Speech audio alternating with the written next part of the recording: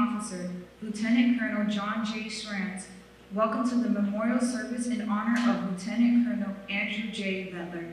Today we have gathered to give you thanks for the life of Lieutenant Colonel Andrew J. Mettler, and to express our appreciation for his dedicated service to you, his family, and his country.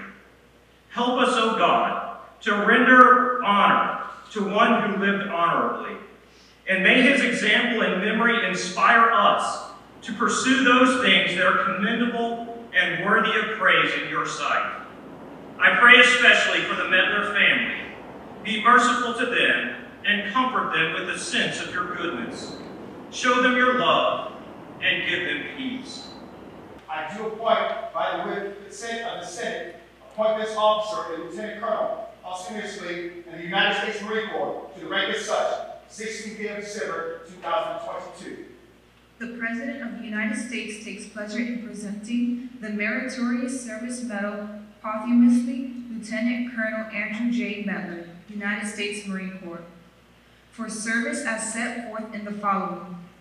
For outstanding meritorious service as Operations Officer, Marine All-Weather Fighter Attack Squadron 224, Marine Aircraft Group 31, 2nd Marine Aircraft Group Wing from July 2022 to August 2023.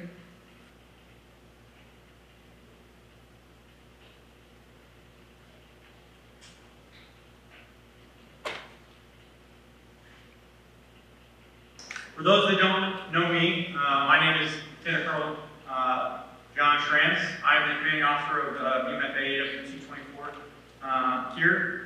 And I had the honor and the privilege to serve alongside Simple Jack for the last year as his commanding officer. But more than that, I had the privilege of calling him my friend. Best leaders are those that serve those they lead, because it inspires greatness. It earns respect. It wins trust and loyalty. And Simple Jack embodied those things more than any other officer or any other man I've met yet.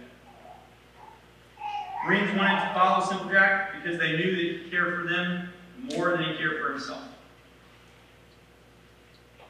He was a good pilot. Not every pilot is created equal, but every pilot knows a good one when they see it. Though he would never admit it or think it of himself, Simple Jack was a good pilot. Because he had a rare humility amongst fighter pilots that most of us do not share. But to watch him fly the jet was something to behold. John Gillespie McGee says it this way in his poem, High Flight. He danced the skies on laughter-silvered wings, and wheeled and soared and swung his eager craft through the footless halls of air. Simple Jack loved flying, and it showed. Just watching him, watching the flight controls move, watching his aircraft move about the sky, you could tell that he loved to fly, and he was good at it. You could see it as plainly as the smile on his face when he gets out of the jet, and that one was painted on. It was there every single time, no matter how benign the flight may have been, how exhaustingly long it may have been, that smile would be there when he was done. And because he loved it, he taught us all to do the same. Because he loved it, we loved to fly with him. Simple Jack and I often talked and shared stories at the end of the day as we would review the flight schedule for the next day, or more often not, because he was a fantastic opso. We would review schedules for a week in advance. I've never done that before for the rest of my career. We talk about the instructors we've flown with, we talk about young wingmen we've flown with, and things we learned from flying with other people. Some of those were good, some of those were bad, and some of them were just funny. And always he'd have that quick smile, as he did most of the time. And I will miss seeing him on my wing, and that flash of that smile when we talk about flying. But most of all, he was a good man.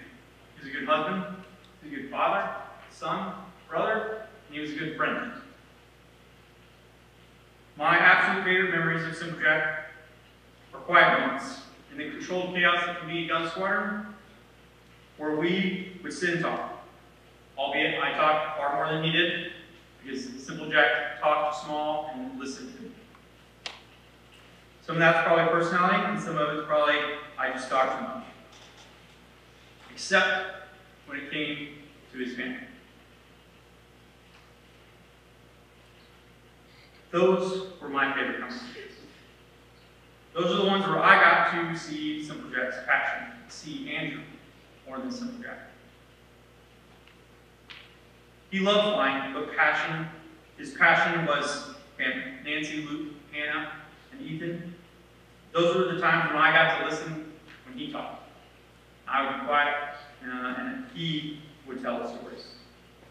Bragging on the kids, talking about similar sweethearts from a long age. We'll tell you how long.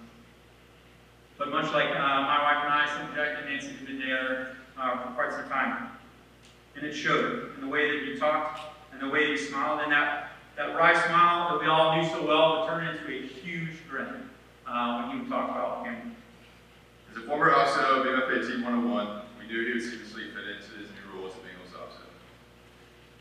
He had a small couch in his new office, and after a few days of head doing turnover and getting settled in, I would take a break from my work and just walk down on his couch. I asked the standard questions about his family and where he was living. He always gave me the short and very to the point answers. At first I thought maybe it was a good time. But I tried the same thing a few more times for the next few days with the same short discussions. Got home one night, told my wife Kristen about our interactions and said, I don't think Simple Jack likes me. She goes, well, his call sign's Simple Jack. She was around long enough to know you can learn a lot about a firefly just by his call sign, and I chuckled and knew she was probably right. Shortly thereafter, Chris and I met Simple Jack, Nancy, and little son Ethan at Hale Hill and had a great conversation. I learned early on that you just got to get Simple Jack out of the office with a good idea in his family if he was in his element. Chris and I both got home that night and made our assumption that Mettlers were good people. He was a family man, often talking about Nancy and his kids, telling me about Luke's baseball games or Hannah's gymnastics and how big Ethan was getting. He would tell me about his leave plans and their family vacations, attending Braves games, and visiting family in North Carolina. Nothing else mattered to him besides his family, and I was always remember that about Simple Jack. At Squadron, he had an uncanny ability to never look too stressed out, even though I knew being the OPSO was like herding cats. But he always had a smile on his face. He's probably the most successful and organized OPSO I've ever worked with, and he did a great job leading the operations department and ultimately driving squadron operations. He was the engines of the squadron, and the Bengals were succeeding largely because of what Simple Jack did each and every day. So look out here, I see so many people gathered to honor this wonderful man, and it makes me think about just the absolute staple he was in the F-18 community. You know, through the Snakes, the Vikings, the OPSO 101, his Anglico tour, coming here, I think you'd be hard-pressed at this time to find a Marine fighter pilot or someone in the F-18 community who hasn't been impacted in a positive way by Andrew Simple Jack Mettler. And although he was on the ground level with us, just you know, getting the schedules done, flying, working hard every single day, he just had this 40,000-foot view, this unbelievable perspective about the Marine Corps that the rest of us just didn't. We're all steering for our personal soda straws, but he's got this God's eye view, this brilliant understanding of how the minutiae of the Marine Corps works. And so for that reason, I often found myself in his office asking him for little career advice quips and just poking his door and saying, hey, I think you're great about this, even if it was in Yuma sitting on a couple of half-empty grease boxes in a condemned hangar. I really appreciated the time that he gave me. And like we both, like the CO and Major Carter said, he was an astounding pilot. There just aren't that many 1,000-hour Hornet guys anymore in the Marine Corps, but he's one of them. Living his dream of flying this airplane, and I'm really proud to say that he helped me do that too. The events of recent days have forced us to wrestle with the reality of death and the loss of a dear friend. We have all experienced feelings of grief, and we are all processing them in various ways. As we say a final fair winds and following seas to Lieutenant Colonel Andrew J. Mettler, May these thoughts give us hope and comfort.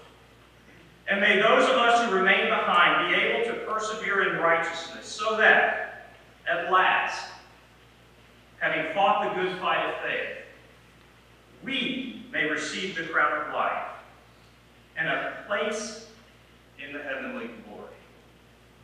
God bless you and give you peace. Squadron Commander. Sound roll call.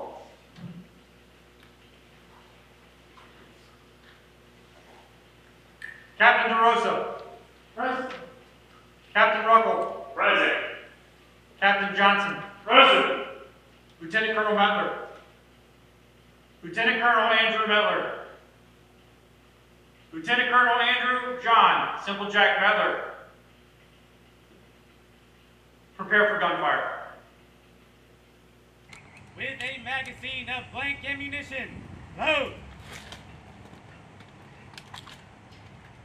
Ready, aim, fire. Ready, aim, fire. Ready, aim, fire. Freeze and arm.